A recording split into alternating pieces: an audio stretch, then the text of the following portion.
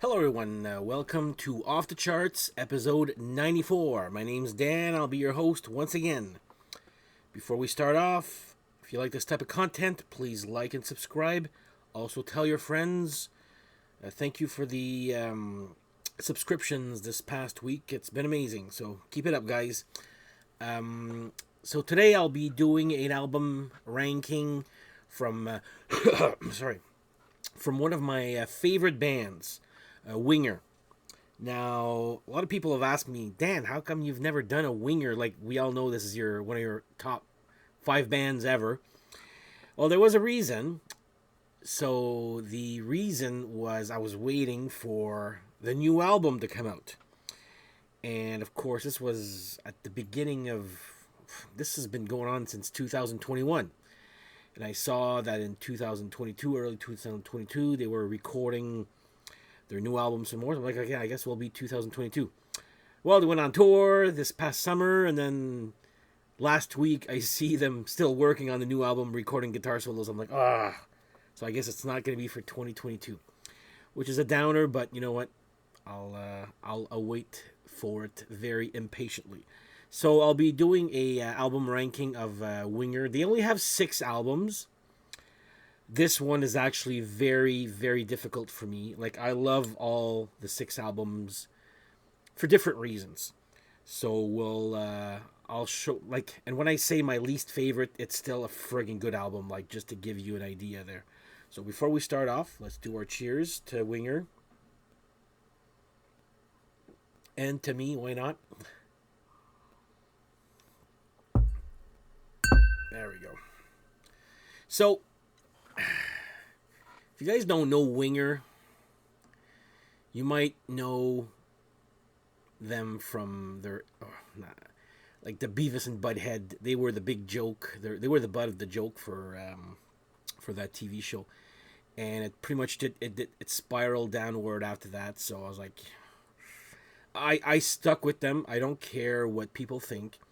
I love Winger. They're a great writing, very talented band. So I stuck with them, and I still love them as much as I do as when I first heard "Headed for a Heartbreak" on a, was it Good Rockin' Tonight on a Friday night? Yeah, I was like, oh my god, I love this song. Like, this is my type of band here. So here we are with my album ranking from the band Winger. So number 6, I'll put their latest one. So Better Days Coming. Why is it number 6? Well, I mean, if you put this in as an album there, side A kicks ass. Like, if side B was as good as side A, it would probably be my favorite album. Side A is just that good. Side B doesn't, I mean, apart from, so on side A, you got Midnight Driver of a Love Machine, excellent. Queen Babylon, Rat Race, Better Days Coming, Tin Soldiers. Like, wow, those 5 songs are friggin' amazing. The second side, you have, which my favorite second side would be, or the second half, So Long China. That's got to be it's got to have the best bridge ever. Like, that bridge is friggin' phenomenal. So, and you can see I got 2 copies. So one of them has a bonus track. Another beautiful, no, this, anyway, one of them has a Better Days Coming Stoner remix there. By the way, if you want to see a cool video, look at Winger Better Days Coming, but the all-star mix. When the pandemic hit, Kip Winger, and I'm still kicking myself for not participating in it. He was asking all the fans and a whole bunch of, and I'm talking, you've got And That Was Enough, Alan Parsons, Alice Cooper, Scorpions, Klaus Meine, Steel Panther, Kicks, XYZ, like a whole bunch of singers that you'll be, oh my, I know that guy. Fiona, I'm trying to name them off the top of my head. Anyway, great video and great message to put at the beginning of the pandemic, as in there'll be better days coming. So number 6, I'm putting Better Days Coming. There is a vinyl copy, but it's freaking expensive. I'm hoping that they're going to release their last 3 albums. So, and once again, the reason I have 2 copies also is this has a making of the album. So, Winger, the last 4 albums they did, they've actually released a making of the video. I'll talk about my favorite one. This is actually a very good one too. But one of them is actually friggin' amazing. But they're really funny. They're great to see if you're a music artist and want to see a process of recording a song and sometimes finding gems on the spot. You're like, oh my god, that was cool. Like, and it's taped. Those are great videos to watch. So number 6, Better Days Comin'. Number 5, Karma. Again, there's nothing bad about the album. It's just like Deal with the Devil is gonna be a major ass kicking song. But believe it or not, my second favorite is actually the last song which is Witness. Same structure as Headed for Heartbreak, which has got your song, and then at the end it ends up with a friggin' epic guitar solo. But Stone Cold Killer, Big World Away, Pull Me Under. Again, the second half is not as strong, I guess, as the first half. And of course, this one comes with, I think, enhanced CD-ROM this time, which has the making of the album Karma. So number 5, I'm again, Winger, if you're watching this, please release these on vinyl so I can actually get them. I love this band so much, I'll get so many copies of this. So Winger, Karma, number 5. Let's have a sip.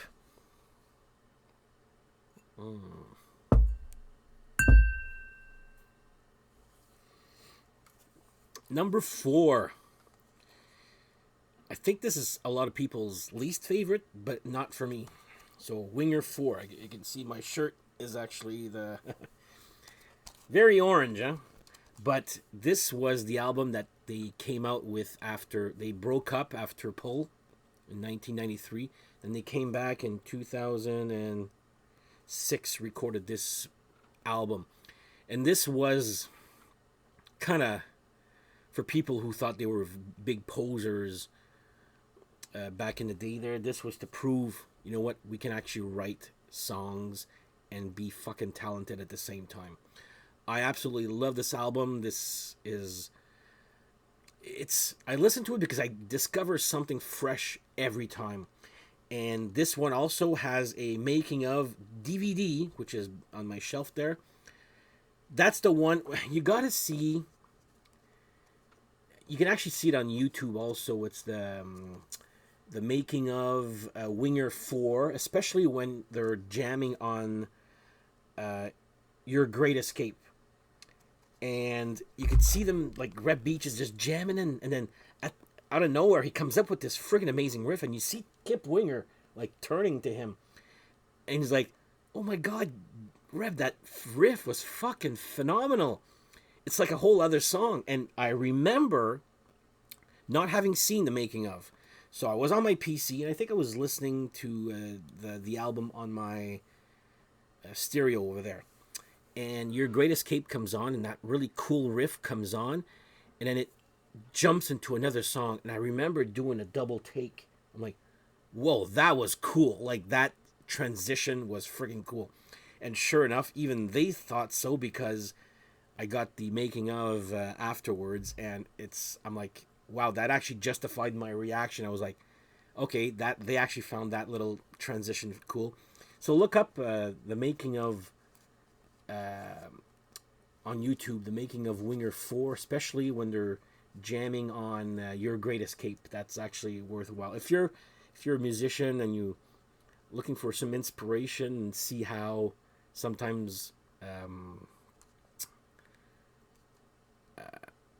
writing a song works. So again, this one right up ahead, Blue Suede Shoes, I love, 4-Leaf Clover, and M16. This is a little war, or a little the theme of war there. But again, Your Great Escape is friggin' good, which goes into Disappear. On a Day Like Today, Generica. I love that song. It's got ends up with a little funky bass,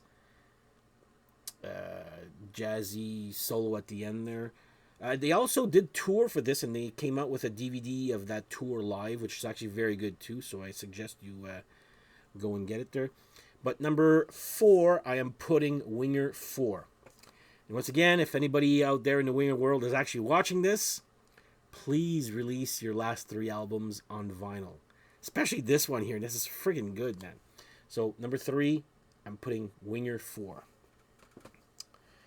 Now comes to the top 3. And again, I don't find these albums bad at all. Like, they could switch tomorrow for all I know. Like, I love them that much.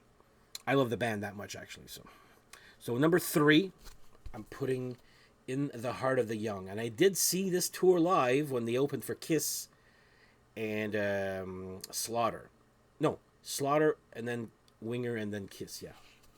And I remember loving the first album. And when this came out, I actually bought this in New York when we went for a vacation with my parents and all that. And I was like, oh my God, I need to get that one there. So I remember the first single was I Can't Get Enough. Is it Can't Get Enough. Yeah, sorry. And sorry. Oh. Throat's a little itchy since that Merciful Fate concert. But I'm feeling good now. I haven't felt bad there, but anyway. So I remember my sister and I watching the Power Hour or whatever, and the Winger Can't Get Enough. And it was a grower because the song was good, but it was that bridge again, that friggin'. And I remember my sister going, so what do you think about it? I'm like, it's good, but I really like that bridge. And of course, the more you listen to it, so anyway, Can't Get Enough, number 3. In the Heart of the Young. I'm putting this as my 3rd one. This has got Can't Get Enough, Loosen Up. Miles Away was their big hit. I'm not a huge fan of that ballad there. They've done better ballads like Under One Condition, I think, is a lot better than Miles Away. Easy Come, Easy Go. Rainbow in the Rose, Borderline Prague. Baptized by Fire, where he does a little rap a la Paul Stanley, you know, in when Paul Stanley had that little rap in All Hell's Breaking Loose, kind of, and it works. Baptized by Fire has that little rap. It's one of those rare raps that I actually know by heart and I can sing along to it. You Are the Saint, I'm the Sinner, another great song right here. Anyway, this album really kicks ass here. So, my 3rd favorite Winger album would be Winger 2, In the Heart of the Young. Now we're going to go to my top 2 here.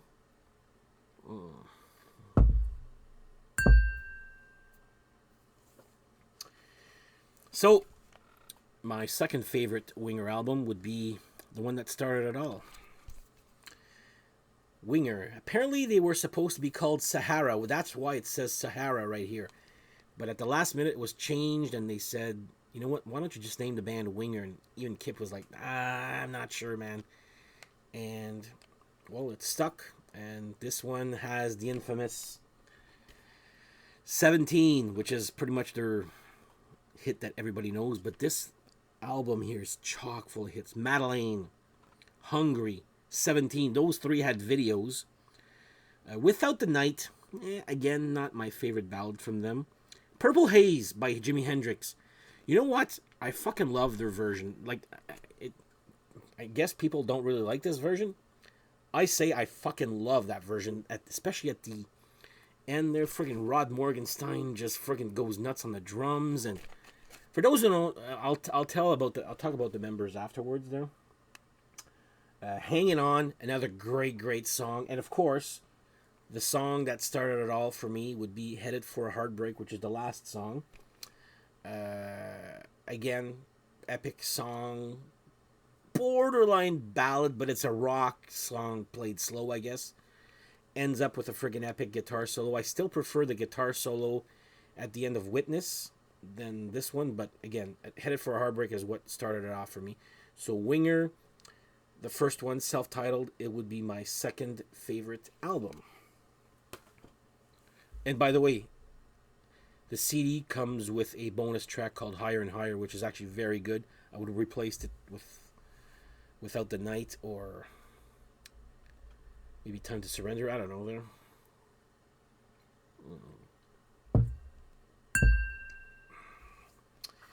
And of course, my favorite album by Winger, considered by most to be their best one, and I would agree, which would be Winger Pull. I'll admit, when I first heard it, I was like, what is this? Like, I had seen the video for the lead-off single, which was Down Incognito, which I fucking loved. But then they took a little more of a serious direction. And the first time I listened to it, I was like, okay, it's good. But then I'm like, Winger, this is my favorite band. I gotta fucking give it a chance. And I gave it that much of a bigger chance. And I'm like, now I fucking love it. I get it now, you know? This one also has the making of Pull on a DVD. You can actually buy the copy of the making of Pull and the making of Winger 4 on one DVD also. I got each there. But Blind Revolution Mad is a great, great song. Down Incognito, great single. I know that when they were doing the album Better Days Comin', you know, Rod's like, Kip, you gotta write another Down Incognito, which is what sort of, I guess, there Better Days Comin' is. It's I guess a Down Incognito part 2. Spell I'm Under, again, it's not the ballad I've done. They've done better ballads than that one. Junkyard Dogs, easily the heaviest song they've ever done. The Lucky One I Love, In for the Kill, No Man's Land, Like a Ritual. That's the song that ends with that studio drum solo at the end. Great song. And probably ends with my favorite ballad. Sorry. There we go. Ends with probably my favorite ballad from Winger, which is Who's the One. Beautiful, beautiful song. I absolutely love that song. And it did break my heart when they called it quits after this album, because the grunge was starting to happen. Nobody was buying this. This came out in 93. Yeah, 93. They were having a hard time getting gigs because of that Beavis and Butthead thing, and grunge was happening. This did not, even though it's considered their best album, it did not sell that well, which is a shame. But like I said, I was sad and mad at the same time. I was like, fuck, like one of my best bands is actually broken up. So, number one, and I'll finish the story in a few seconds here. Number one, I'm putting Pull. So after the breakup, I'll maybe do another episode one day of Kip Winger's solo albums that he did there. I like the guy that much. I buy his solo stuff too. So when news came that they were gonna reunite for a tour, me, my friend Steph, and my sister Nat went to see in Toronto. It was Poison, Cinderella, Winger, and Faster Pussycat. And I must say, it's one of the best concert experiences I've ever had in my life. You know when everything, the moons or the planets align, everything is perfect. You had my friend Steph's favorite band there. You had my favorite band there, my sister's favorite band. And Faster Pussycat impressed us also. It was a great show, great time, great music. I remember Winger starting off with Blind Revolution Mad on the acoustic guitar for their show. Me and my friend Steph kind of look at each other like, holy shit, he's actually playing that song. I love that show. So that is my album ranking for the band Winger. Hopefully their new album will be coming out in 2023. I know they're recording it. I follow them on Instagram and Facebook, and last one was Paul Taylor and John Roth recording guitar solos.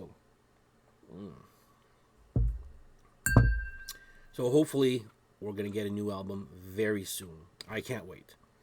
So that's my album ranking. I just wanted to show you guys this one here. I'm not sure if many people actually own this. So Winger Demo Anthology. This came out, I guess, after the reunion. I don't think Winger 4 had... Well, what year is this here?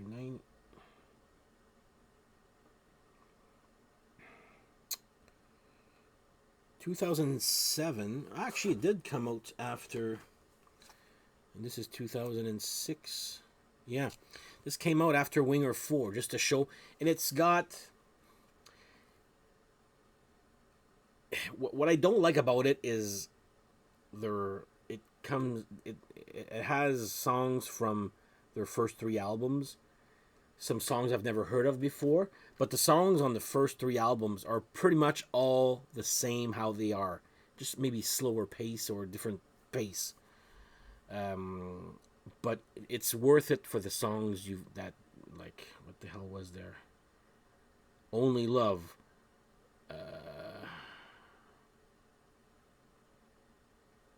Star Tripper. All I ever wanted. Skin Tight. Someday, Someway. Like Never. There's a whole bunch of great songs, especially on side 2 or disc 2. But yeah, just a little show off that I have this year. I don't know any people that actually own this here. So Winger Demo Anthology on CD. And there you have it. This is my Winger album ranking. I've been wanting to do this for a long while, but I was hoping to actually have a 7th album to do this, but I guess I'll have to wait. So anyway, that's my album ranking for Winger.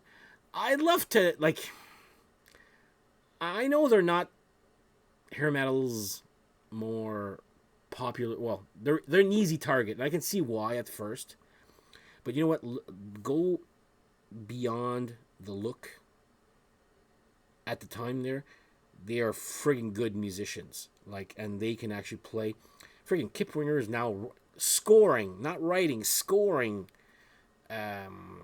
classical music. He's been nominated for a Grammy for, like, the guy's multi-talented here. Oh yeah, I wanted to talk about, so Paul Taylor from the Alice Cooper band from The Nightmare Returns. At the time, his name was Paul Horowitz. I don't know which one is the real name there. Kip Winger the Third, which we laughed at, but it actually is his name.